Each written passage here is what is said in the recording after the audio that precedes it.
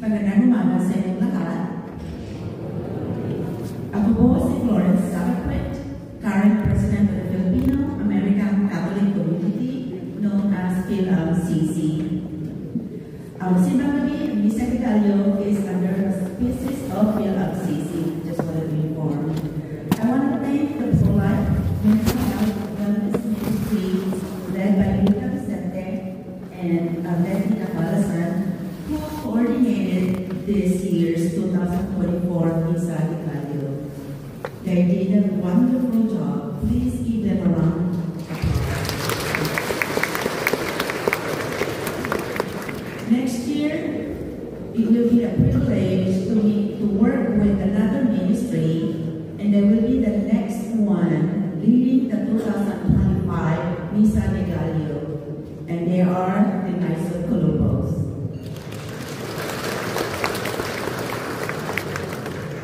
We are looking forward to working with them next year. Merry Christmas, everyone. Thank you. Maraming salamat.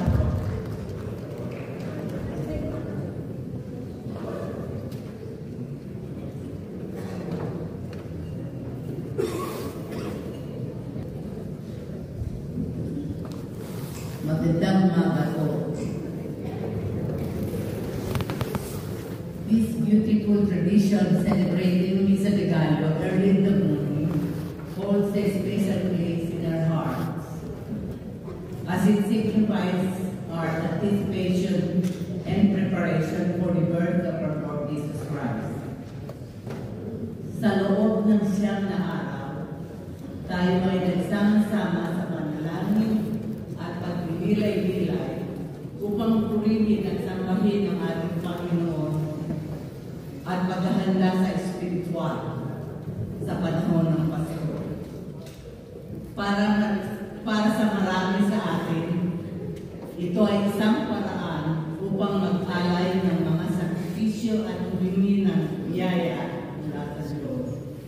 Dahil naniniwala tayo na natutupad ang ating mga hiling. Ipinagpala tayo at karoon ng pagkakataon ito bilang isang komunidad upang palalimin ang ating pananampalataya at patatagin ang ating ugnayan sa isa't isa.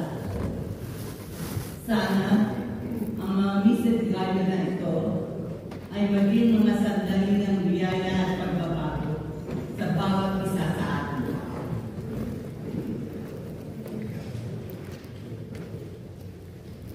The sponsor for today is Pro-Life Ministry under the servant leader Lita Vicente. The music will be provided by Kibit Silay. And our celebrant will be our pastor, Father Yat Cordero. After the Mass, please join us for breakfast. Maligayang Pasko at maraming salamat. Magsitayo po tayo at pagtingin mo.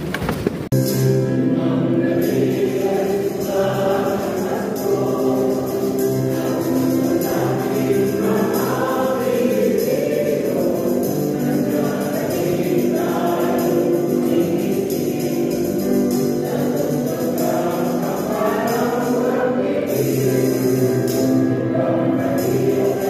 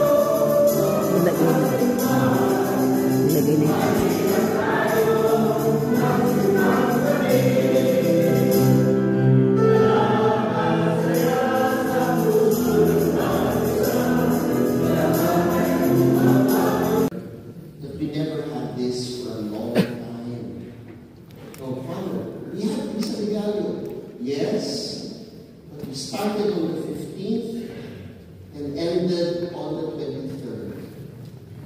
So, we're able to why did we move it to the 24th? Not only because it is tradition. Of course, there were practical implications of why it was 15 to the 23rd. We thank the Portuguese community for allowing us to have a midnight spillover mass in the Portuguese hall. That allows us to free the hall to be used on the 24th in the morning for our food. So that is important. Not the most important, right? Not the most important. But it is important. And it's not only because of that practical reason, but I am grateful to the Lord that we're able to move into the 24th because of that reading. We miss out for all of our times of preparations. The church specifically chosen readings from December the 17th to the 24th. Unfortunately, not the 16th, as I told you during the first Mass. It's Russian roulette. Right? Whatever, it is a choice of many readings. But on the 24th, we are able to proclaim the words of the prophet Zechariah. And we have these words through in the tender compassion of our God. The dawn from on high shall break upon us. And that gives meaning to all of our waiting.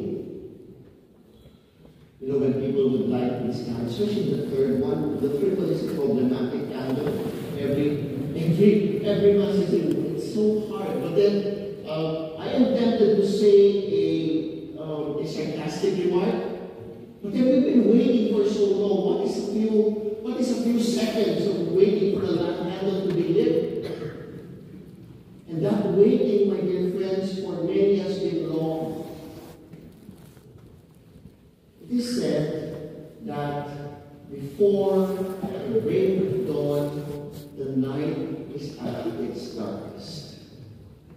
Remember when I was the rector of the seminary, and we celebrated Christmas. Usually our masses are midnight masses where we invite people from the neighborhood. That means we celebrate our Christmas way past midnight. And after celebrating way past midnight, we still have games. We end up early in the morning. There's one particular Christmas morning wherein after we have celebrated and we're all tired, we have to go to our bus.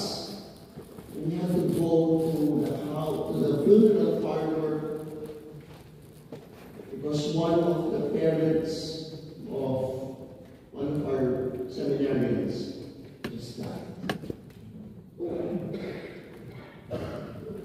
I know that we may be celebrating in the hearts of those who are here. I know that some of them are here. Many of our parishioners have suffered tragedy and loss during this Christmas season. And we feel that loss heightened because in the midst of the lights that we see the darkness of sorrow and pain. It is when the night is darkness that the day is nearer. It's not as if the Lord would like to make Christmas time more difficult, but it's just any part of life. Tragedy and pain, but then it's just heightened right now because we're waiting for so long, and maybe that makes us tired of waiting. You know why we are wearing, I think I mentioned this in one of my homilies, why we're wearing purple?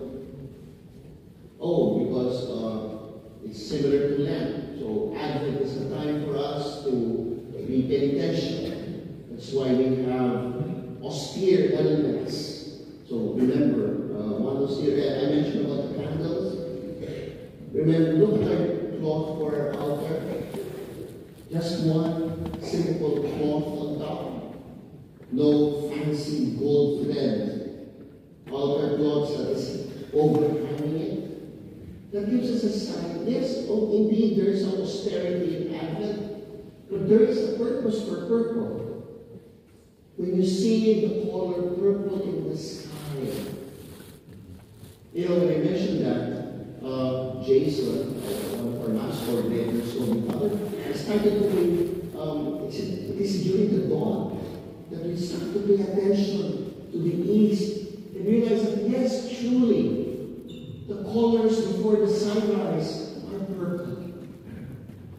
And maybe in the midst of our darkness, may I invite you, my dear friends, to have a clear and sharp eye for those tinges of purple and hope in the midst of our darkness.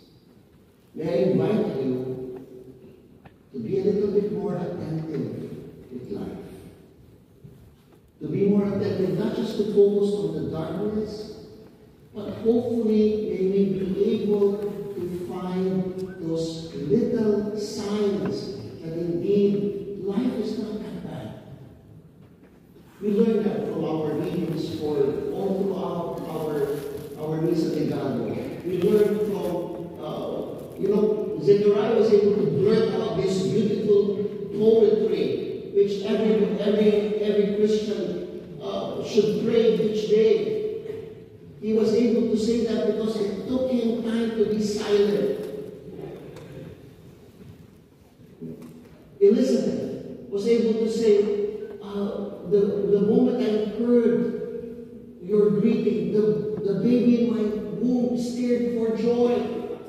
Blessed are you among women. And another prayer that we say each day, because Elizabeth saw her husband quiet probably, and she herself took 5 months off. She isolated herself.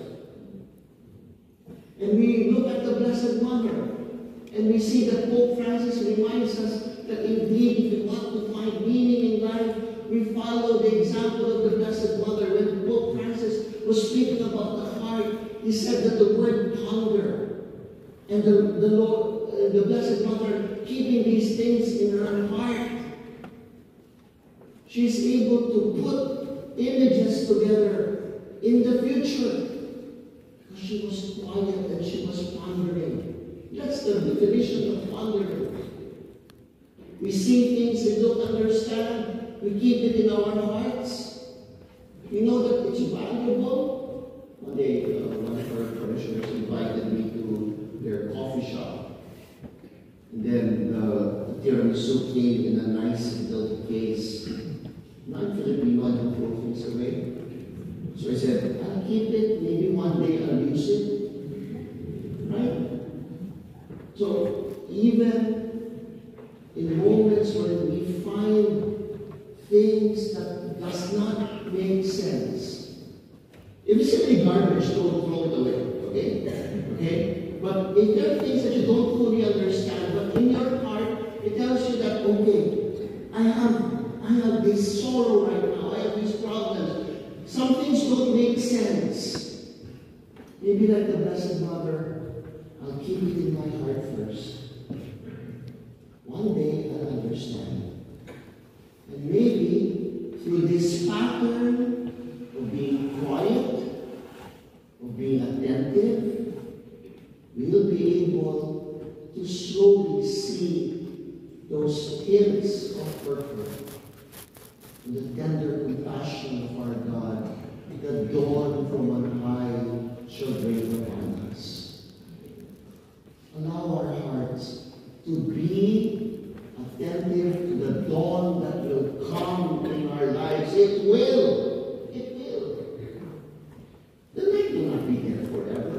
Sometimes it just takes long, right? Sometimes, especially when we are suffering, time moves slowly and we're enjoying. I bet you tonight, with all of the fun, time will run so fast. When you start to hear problems of others, time becomes very slow. But just be attentive nonetheless. So, as I mentioned at the start of our preparation, this is a religious and spiritual formation. It's a preparation for us. for Christmas. I hope this year we are able to get the lessons of valuing the silence. And in that silence, allow us to become attentive to what's really going on. It's not just the darkness, it is the light of dawn that will break upon us, even if our hearts are in the shadow of death.